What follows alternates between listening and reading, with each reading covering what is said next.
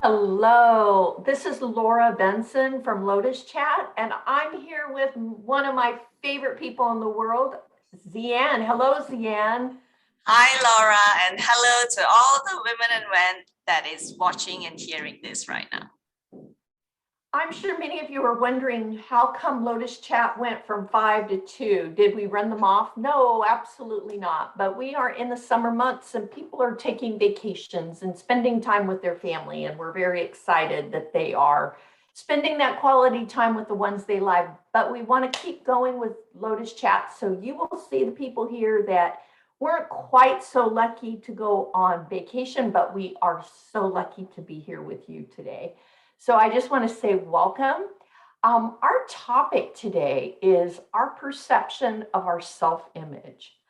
And for all of you out there who are listening to this, if you have one part of your physical appearance that bothers you or concerns you, if you say to me, no, there's no part, I'm going to say, I don't believe you, because I think it's human nature that there's always something about ourselves. And it causes us to not want to present ourselves in who we are. We focus on it. It's a problem for us. And so we want to talk about that and kind of how to shift out of that into a more positive perspective. You're beautiful, you're wonderful, you're wonderfully made. And so we want to focus on that. So I'm going to start with Deanne. She's probably not going to be happy with me, but I'm going to ask her to start first, and then she gets to ask me the question. Deanne, which part of your body are you conscious about, and how do you shift from that being your focus? So this is more of a personal question to you. So could you share with us how what the body part is and how you've kind of overcome that? What steps did you take? Yeah, thank you so much, Laura. I love this topic, and at the same time, I hate it as well because there are parts of my body that I'm conscious about. I definitely used to be more conscious about it rather than right now.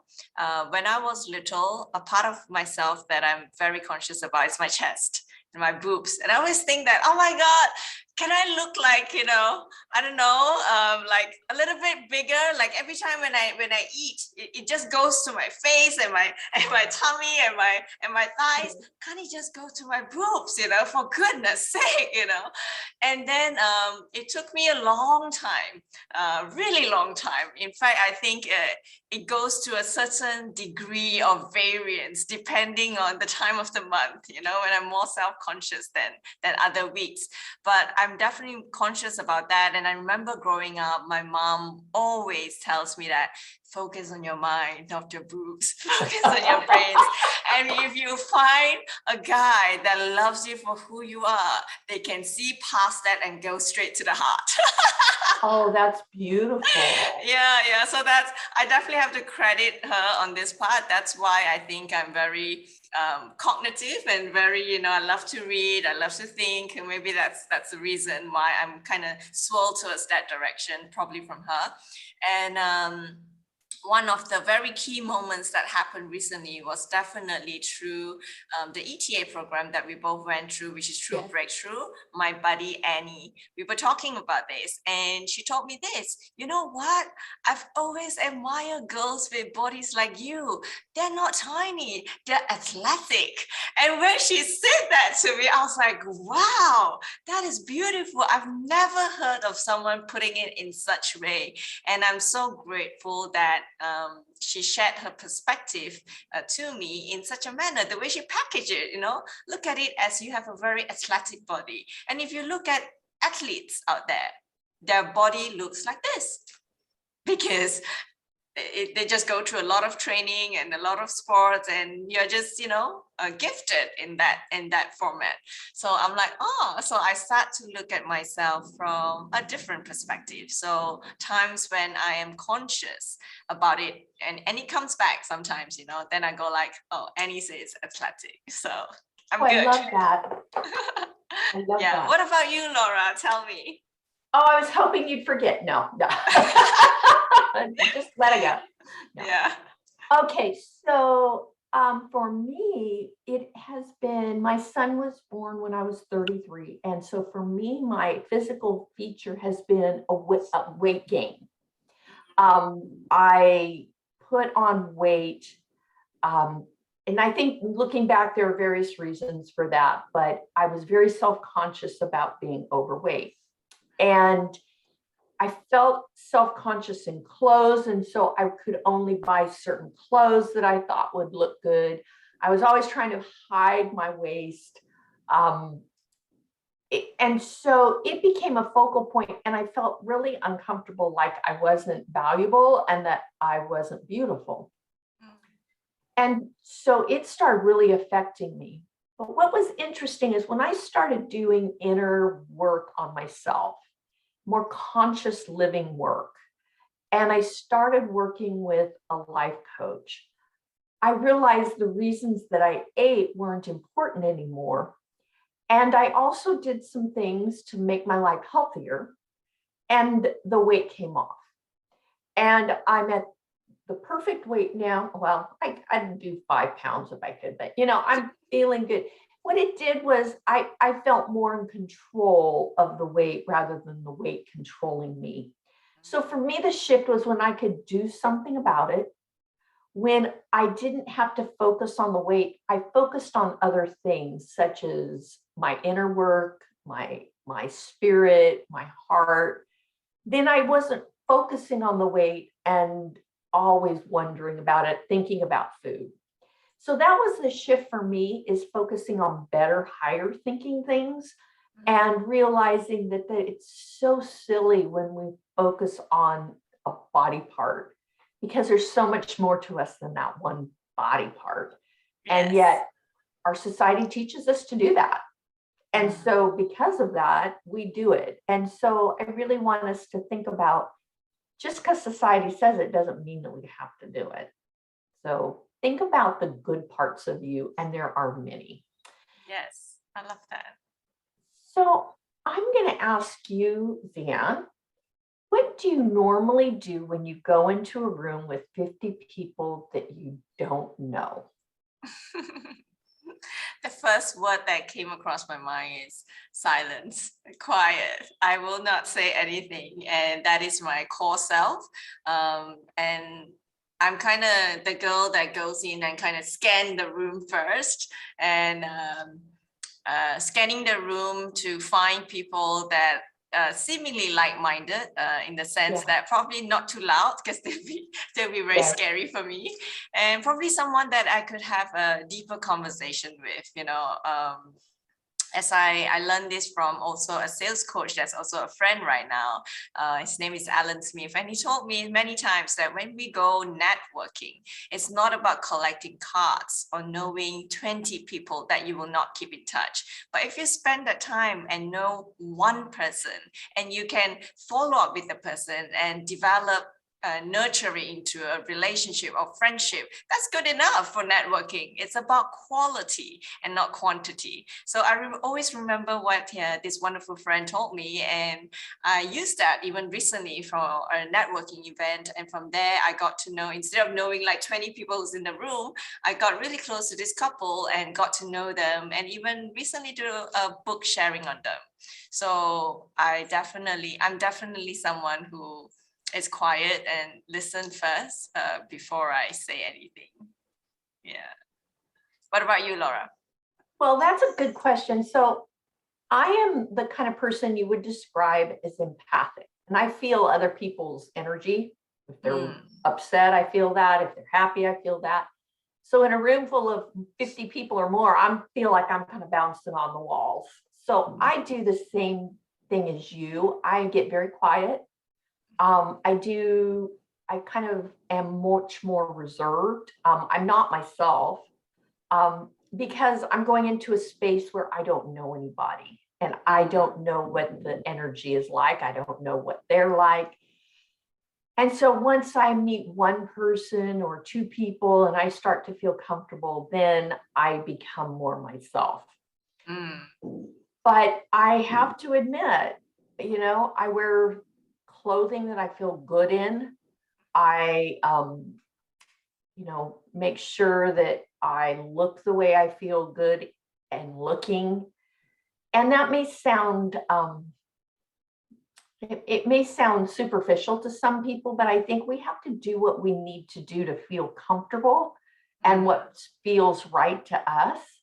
Yep. And then when I get to know people and I kind of make a few friends, then I'm much more relaxed, much more comfortable, and allow people to see the authentic Laura. But at first I'm pretty guarded. And I do that in a lot of situations. And I think that that's okay, as long as you don't stay guarded.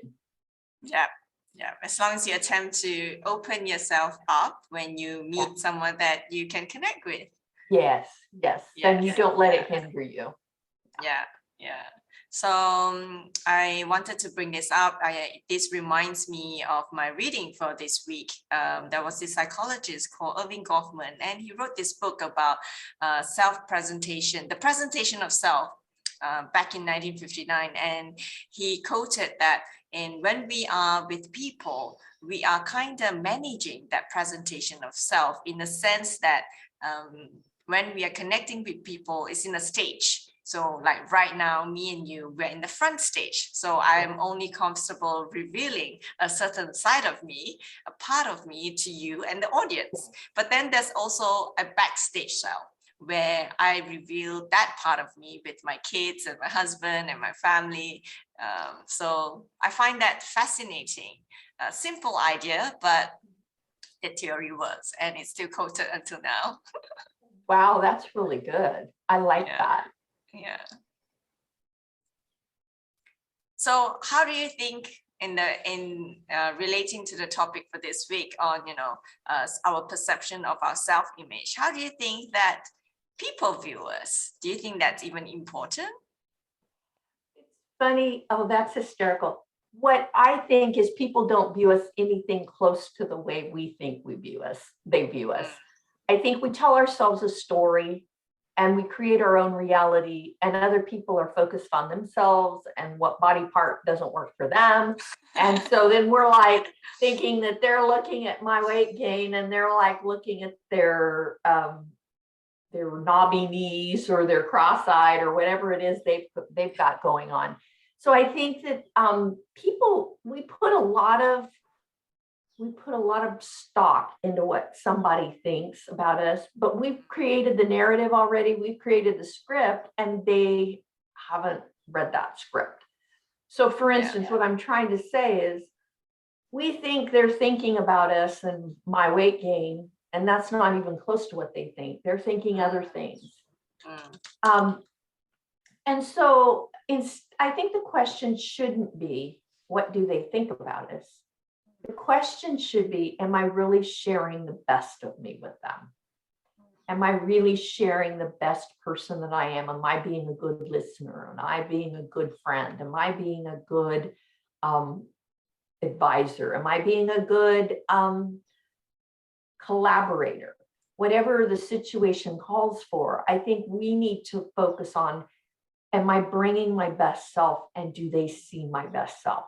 I'm not talking about your weight gain or your boobs or anything like that. I'm talking about the spirit and the sensitivity. I know beautiful people who are beautiful in every way, and the minute they start talking, it's like, oh, they're not beautiful anymore. Like scary. They hurt everybody in their path.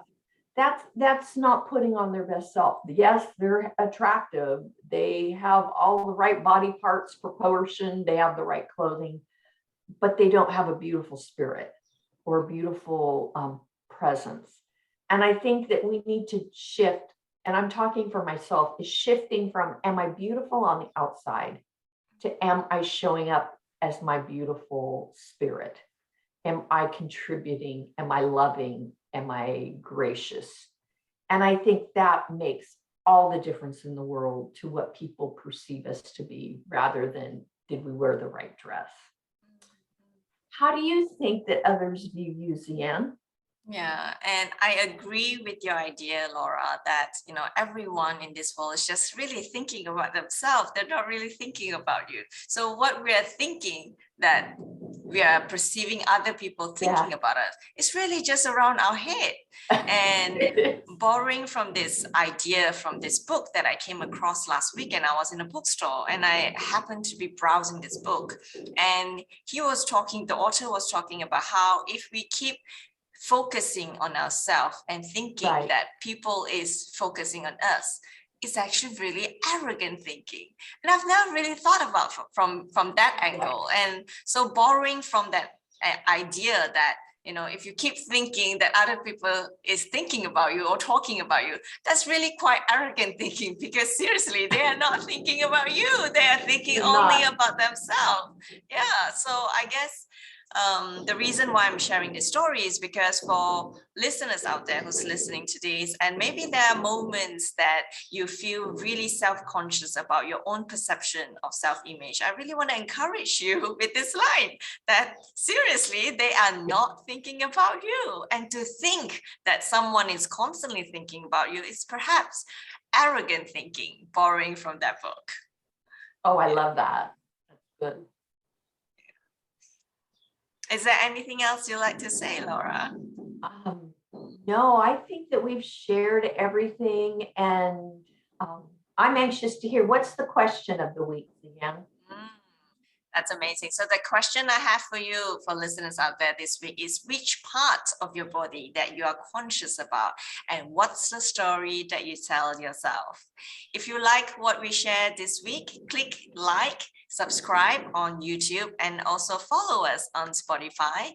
We are here weekly, really to empower women collectively. And we hope that through our conversations, our discussions, it will spark a conversation within your own community, or even internally within your own mind. So we welcome viewer requests. We love them. We would love to know your thoughts. So email us at lotuschatworldwide@gmail.com. And the next week, come back, because we will be talking about listening to understand how to hear and how to be heard. So signing off, I'm Zian. And Laura, I'm saying goodbye to all of you. Thank you for being here. Thanks for listening. We'll see you next week. See you. Bye-bye.